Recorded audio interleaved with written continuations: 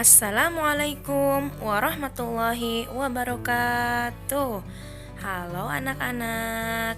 Video pembelajaran kali ini kita akan membahas tema 1 pertumbuhan dan perkembangan makhluk hidup, subtema 4 pertumbuhan dan perkembangan tumbuhan, pembelajaran 1. Yuk kita belajar bersama-sama.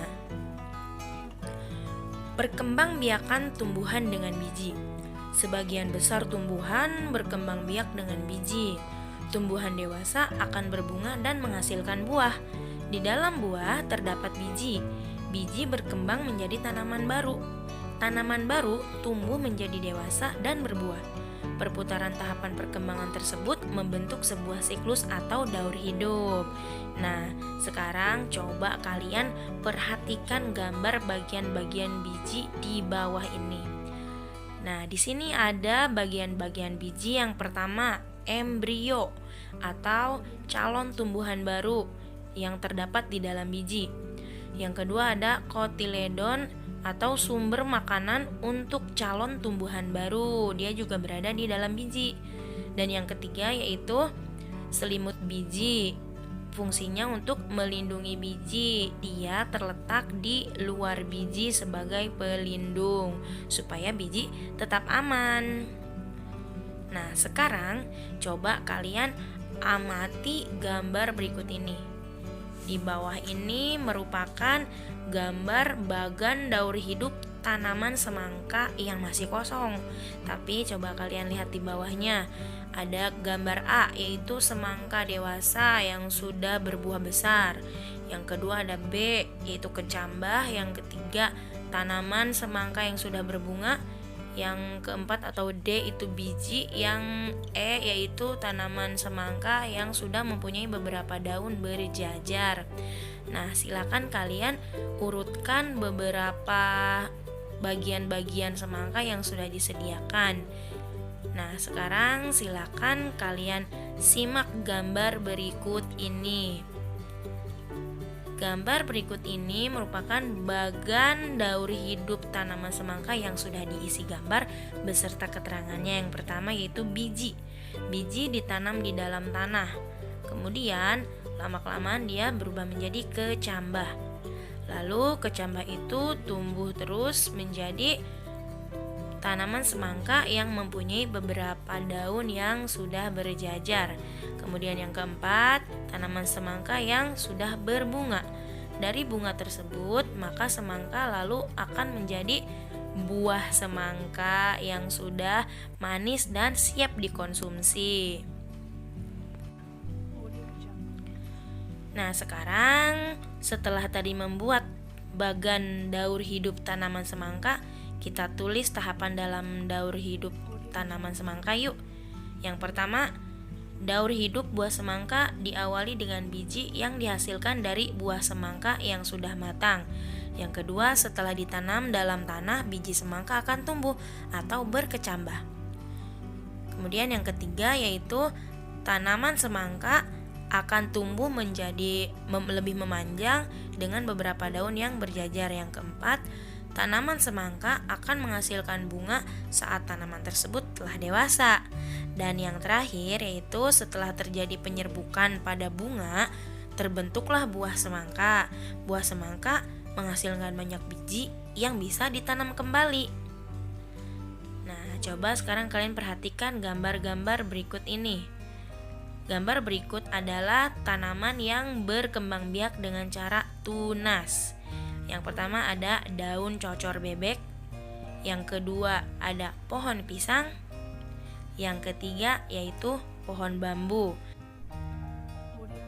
Perkembangbiakan tumbuhan dengan tunas. Selain dengan biji, tumbuhan berkembang biak dengan tunas.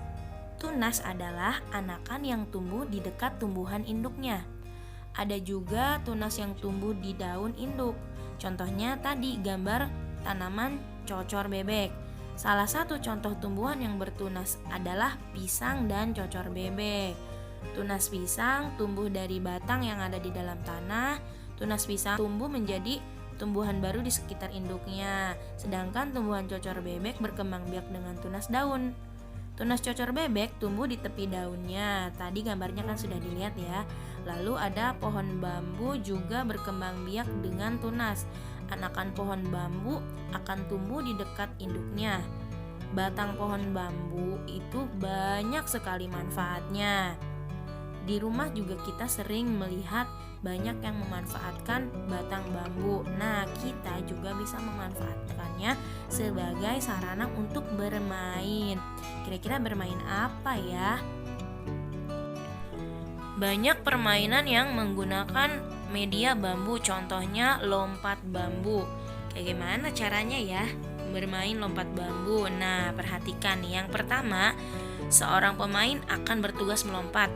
4 pemain lainnya bertugas memegang batang bambu.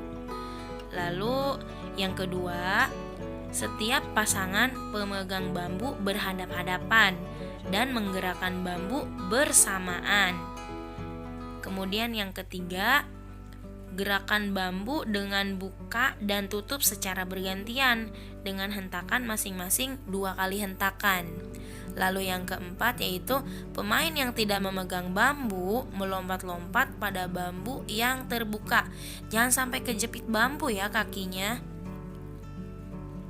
Di dalam permainan lompat bambu itu sangat penting adanya bekerja sama. Bermain lompat bambu memerlukan kerjasama yang baik antara sesama pemegang bambu maupun pemainnya. Jika tidak ada kerjasama, akan membahayakan pemain dan pemegang bambu. Tangan pemegang bambu bisa terjepit bambu jika tidak bekerja sama dengan baik. Kaki yang melompat pemain akan tersangkut dan terjepit bambu jika tidak ada kerjasama yang baik.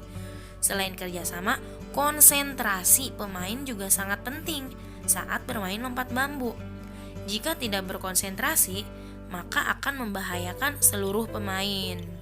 Nah, dari teks tersebut silakan kerjakan soal-soal berikut. Yang pertama, sikap apakah yang harus dilakukan saat bermain lompat bambu? Yang kedua, bagaimana jika tidak ada kerjasama yang baik antara pemegang bambu maupun pemain? Yang ketiga, apakah akan berhasil apabila bekerja sama saat bermain lompat bambu? Yang keempat, hal apa saja yang bisa membuat permainan lompat bambu tidak berhasil? Silakan kalian catat di buku tugas. Nah, anak-anak, video pembelajaran kali ini cukup sekian. Semoga bermanfaat. Kita insya Allah akan berjumpa lagi di video pembelajaran berikutnya. Wassalamualaikum warahmatullahi wabarakatuh. Sampai jumpa.